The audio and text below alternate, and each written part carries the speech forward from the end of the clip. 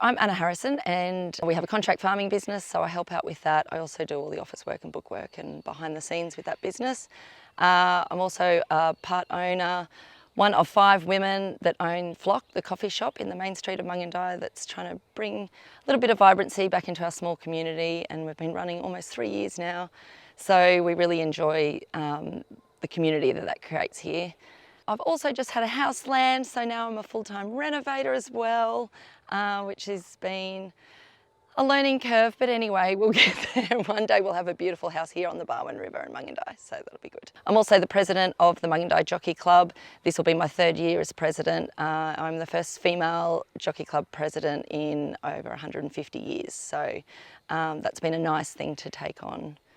And why is the Jockey Club and taking on the Mungindi races important to you? I think the history with the Mungindi races, you know, just something that's been in town for over 150 years is really incredible. So to us, it's really important to continue the traditions of that race club, but bring it into the 21st century and start doing things to ensure that the race club will be here for another 150 years.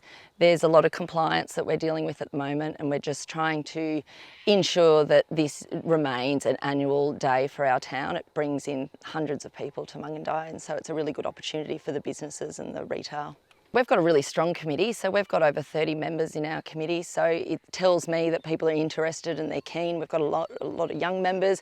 We have a lot of older members, which are great because the information that they carry and their knowledge is just incredible. We just couldn't race without that, so it's really important for us to have all the generations sitting around the table. Sponsorship's a massive part of what we do here, and the cotton industry especially has just been incredible in their support. We've got many people that I've been on the race club for well over 15 years, and there's definitely some big cotton supporters that have been on the card since then, so it's really important for them too to have a day where they can showcase what they do and support local community. And tell me about your journey to getting to Mungindi. I fell in love with a bloke from Mungindi, and that landed me here. The first time I came into Mungindi, it just had this feeling, it sort of like wraps you up, and the community is just so incredible. What the women do out here is just something else, and I noticed it straight away. And so when I came in as a 22-year-old, it was really inspiring for me to see what the women were doing and the possibilities. You know, they were either running events or they were on boards, counsellors. You know, they all just had these really incredible external jobs that weren't reliant on just living in Mungindi, and I think that was really important for me to see because it just sort of gave me kind of some sort of scope as to the possibilities.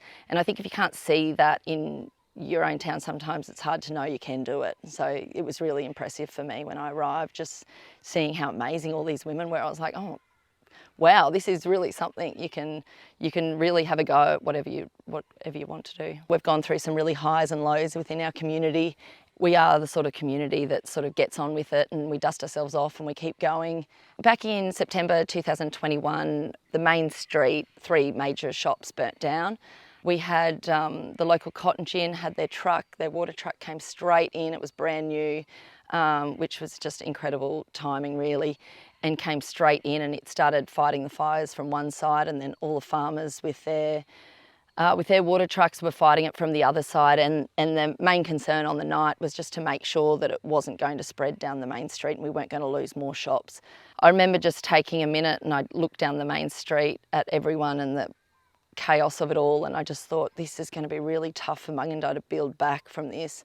We'd just had a drought, we'd had border closures, and I just knew it was something that we weren't going to bounce back from quickly. We'd just had a few blows and it just seemed to be the icing on the cake. And when the fires happened in Mungindi, I was the president of the Progress Association at the time, so it was up to me to run, I guess, the town in leadership to ensure that we could rebuild, to ensure that we could make sure that there was groceries in town for the elderly and the people that couldn't travel. We had COVID lockdowns at the time and border closures, so obviously that was it was a tricky situation for us. I guess for myself, going through that process was something I probably never expected myself. There was a whole lot of learnings with that. There was a lot of media.